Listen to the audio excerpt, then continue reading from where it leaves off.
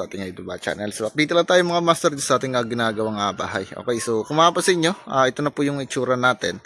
So delay na yung ating update. So kanina isa ginawa natin dito, pinormahan ko kanina yung naging apasamano natin. So itong apasamano natin mga master, so dito tayo magtitindahan. Bali malaki yung ating maging tindahan dito. So ito yung natin, bukan tindahan natin.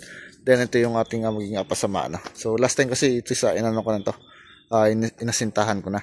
Then dito naman sa continuation tayo rito ng pagtatambak. So ito, bali sa tinambakan na natin So kulang pa to. So tatambakan natin ng konti.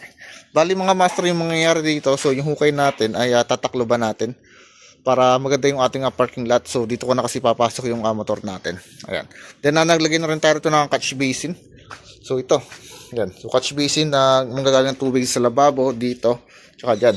So ito naman yung naging loob ng ating tindahan mga master. So kunti na lang yung tatambakan natin, then tatamperin natin.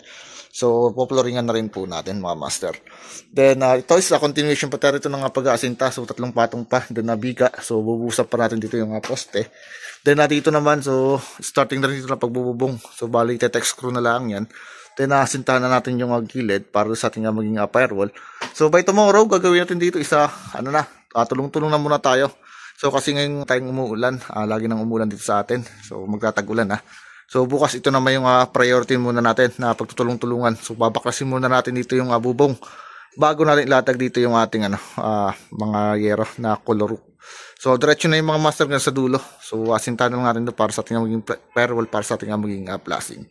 Ayan mga master, so medyo malaki-laki na yung gastos natin. Ayan. So bali kunting tiis na lang. Bali kailangan na muna ito maploring ang tindahan. Then tsaka dito, so saka na lang dito natin pagpapatuloy yung para dito. So kasi tagilid na rin tayo sa ating budget. Okay. So ilang muna, bali in-update ko lang kayo dito. So salamat po.